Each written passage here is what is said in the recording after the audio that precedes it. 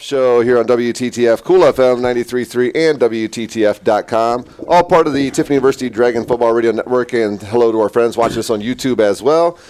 Coach Gary Goff Show. Coach, you got your defensive coordinator Seth Duerr here with you as well, and one of your new members of the staff this year came in and talk a little bit about what he meant to your defense this year as the defense made some very nice improving strides. Oh, he meant the world. I mean, the kids bought into his philosophy on defense. He's big on fundamentals, very organized person, which, kids will find out real fast if you're not organized or if you're taking the practice field unprepared. And that's one thing when we hired Seth that we knew he'd bring to the table there.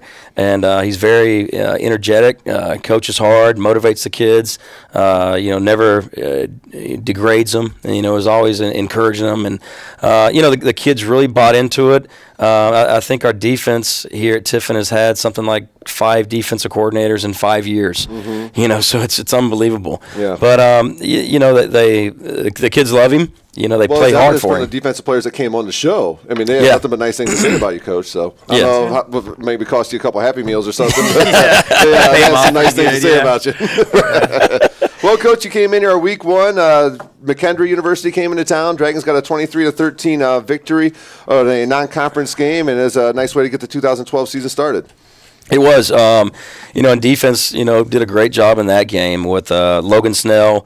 Big play Logan after that first game, my goodness. Intercepting the ball and really scoring the game-winning touchdown. Yeah, 31-yard interception, return with 2:47 left to go in the ball game. And that was a very physical football game because McKendree's just going to line up and try to just power football, run right at you. Yeah, absolutely. And then week 2, our GLIAC opener, the Dragons, with our big road trip, the 14-hour bus ride, a little bit of an issue on the way home. Remember that as well. Yes. But I played a really good Michigan Tech football team who was big and strong and fast, and they powered you as well. Yeah, they did. That was Coach Duerr's first taste of the conference right there. And they're a great football program. That was a very tough game. We'll never forget that game because we had 3 season-ending knee injuries in the first half. Yeah, and all very important players. Oh, starters. I've never seen that in football. I don't think anybody else has either. So, unfortunately, that game will go down as one of the toughest games we've been a part of. So, but your freshman wide receiver Jeremy Armstrong had his first touchdown as a Dragon in that game, and that's a young man who also had a great game in the final week of the regular season. I think he had 11 catches. 11 catches for us. He's going to be a darn good football player. He's going to be a great football player.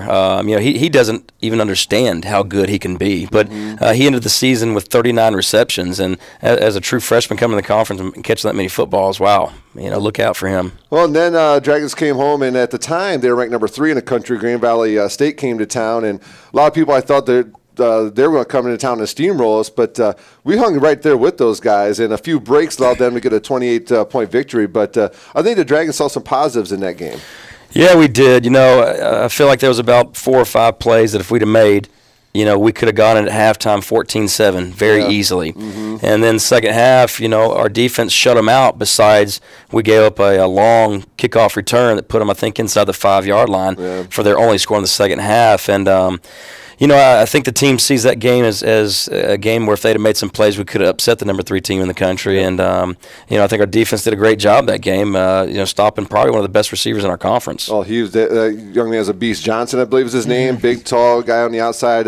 He posed lots of problems for your defensive backfield. Yeah, he's just a matchup issue that we really didn't feel like we had anybody that can go one-on-one with him. So we really had to can put somebody up on him and have somebody over the top all the time in coverage, which makes it tough because you're going to be weaker in some other areas. Sure. But he was certainly a great player.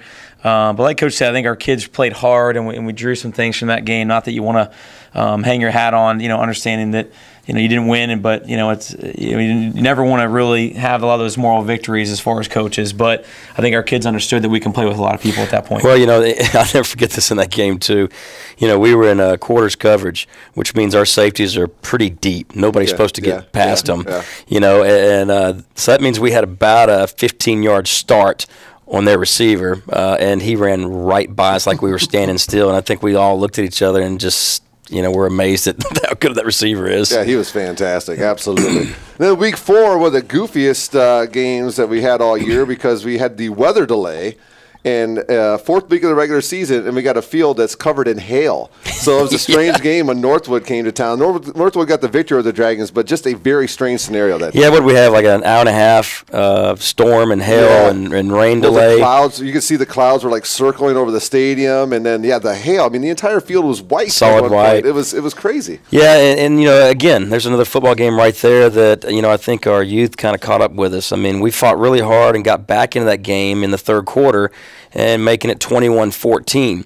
And then there was, again, 2 or 3 plays there where we dropped a snap, fumble here, and then, they end up pulling away in the fourth quarter as fast as, we got back into it. We blocked a punt there to get back into that game, but Logan Snell, another Logan Snell's touchdown, yeah. And that was the game, the first game where your receiver Tyler Jones had a touchdown pass to Pedro Correa that game. Oh, that's right. Yeah, absolutely. All right, week 5, the Dragons in overtime fall to Malone up in Canton. A game that I'm sure one of those that you're looking back, I can see it on your face right now. One of the games you look back on, that's one that we should have had. Yeah, that game hurts us. It definitely does. And we played a great football game right there. And even as we were down by 10 points with, I think, 3 minutes to go in the game.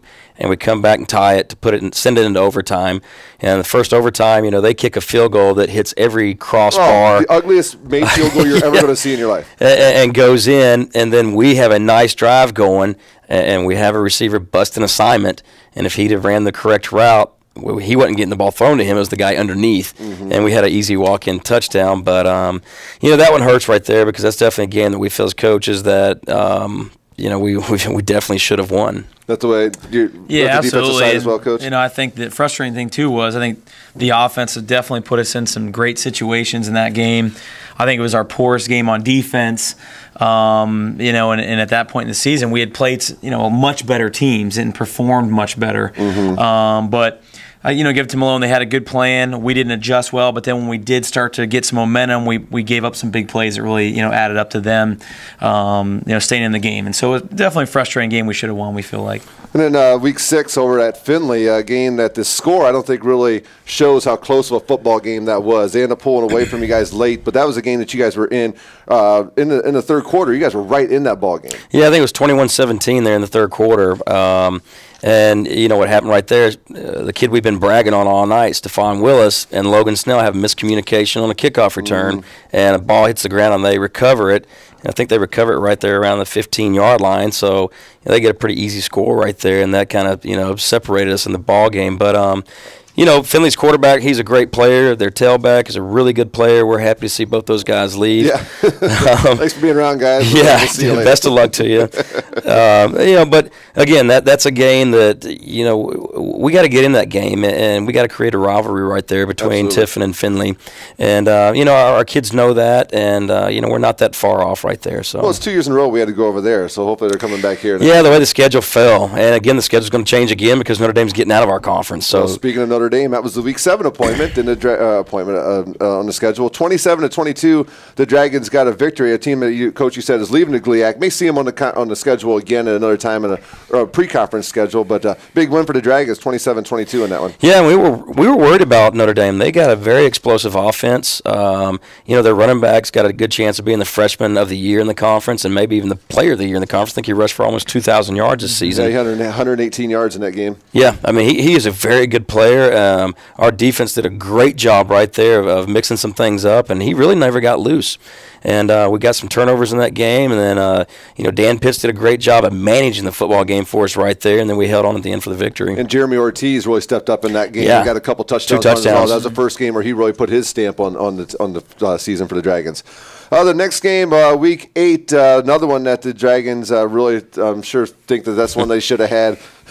Look at you smirk, Coach. Up at Canton as the Dragons fell to Walsh in a game that really the Dragons, they had that. You guys had that game. Well, I'm kind of excited that we're not going back to Canton next year, Yeah, no doubt. That place has just kind of been our nemesis. But in that game's kind of the opposite of the Malone. Our defense played a great football game right there.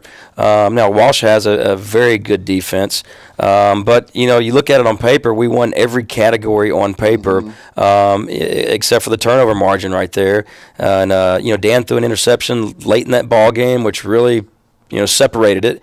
And I just told you earlier on the show that anytime you got a defensive touchdown, then you're pretty much unstoppable. 37-yard touchdown returned in that game against the Dragons. And Coach Duerr, that's it. If you're like you guys have been saying, it's all about creating turnovers, putting your offense in good positions to score, if not scoring yourself by the defense. Yeah, as Coach mentioned, I mean, that's a huge deciding factor. If you score on defense, it's pretty hard to overcome that as an opponent. And those turnovers, that stops that drive, and especially if it's deep in the opponent's territory, now you're talking about great field position. And so those are things that if you can make happen for your team, obviously you're going to be a lot better. And those are things we just got to continue to try to strive for in our program. Well, we're starting to sound like a broken record here because we were in Week 9, another game that the Dragons were in there at Ohio Dominican, and Dominican pulls away a little bit late in the ball game. But that was another one where the Dragons were right there and had a chance. Yeah, and they're a great football program now. Yeah. I mean, I'm not going to – very talented defensive front on that team. Yeah, definitely. I mean, hey, don't be surprised if you look up in a year or two and they've passed Finley. I imagine so. But, we tied that game right there in the second quarter, 14-14,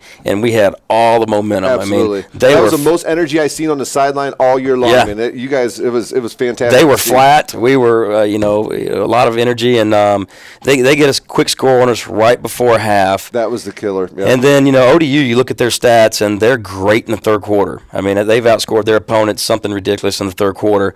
And, they come out and have a 75-yard drive there in the third quarter, and that made it 28-14, and kind of took the wind out of our sails right there. Yeah, and that score right before the half, but you could feel it up in the press box. Yeah, it just kind of changed everything.